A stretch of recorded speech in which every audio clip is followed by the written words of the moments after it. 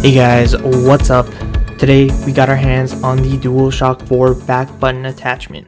Now this came out very late into the PS4's life cycle and it was sold out for months up here in Canada, but with all the hype around the PS5 and everyone trying to get their hands on the new console, I was finally able to get my hands on it. The first thing I noticed was just how light the box was. When I got it in the mail, I actually thought I received an empty box. And also I should mention, it's an extremely small and tiny box. So let's crack it open. The first thing you get when you open the box is a quick readme, which just goes over how to install it onto your controller.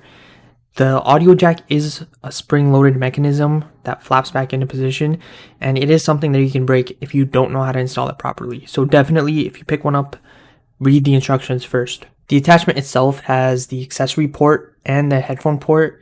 Because of the accessory port, you will not be able to use this on the new DualSense controller, which is very unfortunate, but it is what it is. And I'm still getting a ton of use out of my PlayStation 4, so I'm happy to use it on my DualShock 4.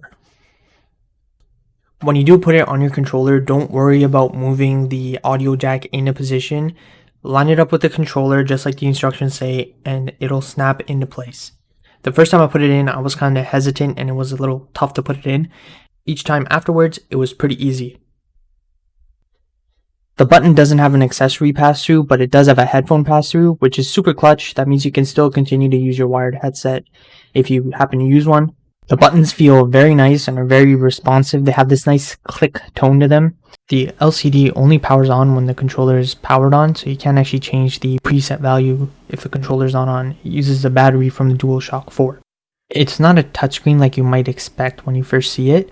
The screen itself is a button that you can actually click and it makes a clicking sound. So pushing it once will wake the display and you can see what preset you're on. Pushing it twice will change the preset. There's 3 preset values, and pressing and holding will allow you to change both individual buttons.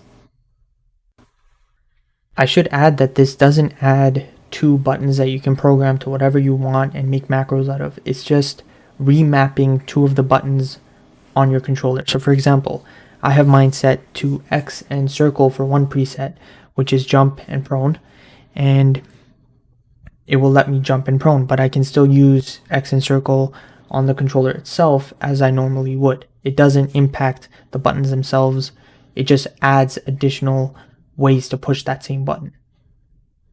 The display is really similar to older trackpads, where the lower you are on the trackpad, the more satisfying the click, as it is more of a wedged shaped button. And the further you get to the top of the display, the harder it'll be to push the display button.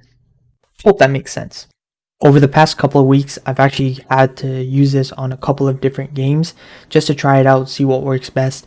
And the 2 games that it really helped me in were Ghost of Tsushima as well as Call of Duty, especially Warzone. Jump shotting, drop shotting, slide canceling, it is so much easier because the buttons are underneath, and I can still keep my R3 as my melee, and it's improved my game a ton. But I will add, it was kind of difficult to get used to just because initially I had it set to reload and armor up, and man, in the middle of a gunfight I accidentally clicked the button, I started reloading my weapon, and I lost the gunfight. So keep that in mind if you're going to pick this up. I suggest jumping and proning are probably the best remappable buttons for Call of Duty. But try it out, figure out what you like, what you enjoy. I know the PS5 is out now, and you might be wondering, well, why did Sony release this so late into the game?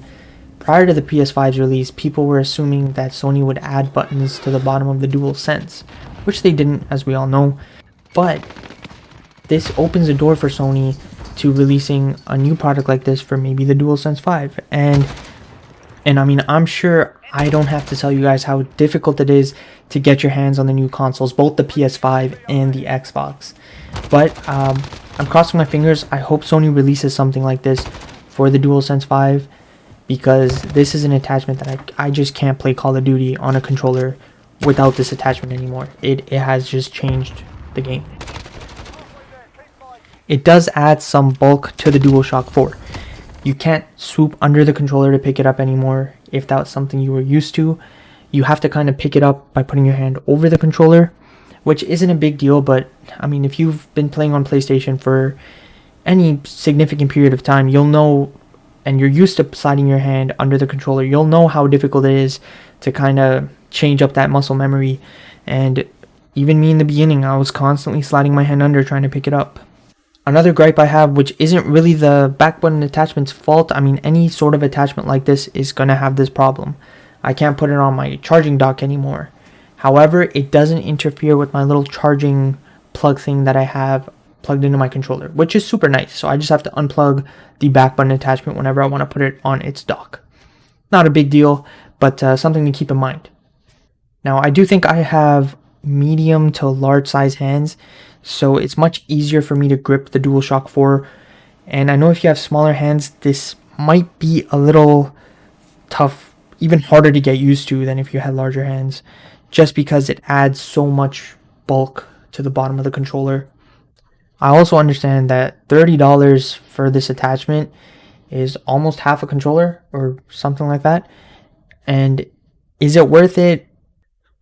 It's going to vary, I guess, based on what games you play and what you really need. And if it's slowing you down to take your hands off the sticks to press buttons, then for sure, this is something you should look into getting. I hope my video has been helpful in helping you decide whether or not this is something that you want to pick up, or if it's even worth your time and money. If it did, please hit that like button, as it does help the channel out a ton. If you want to see more content from me, of course, hit that subscribe button.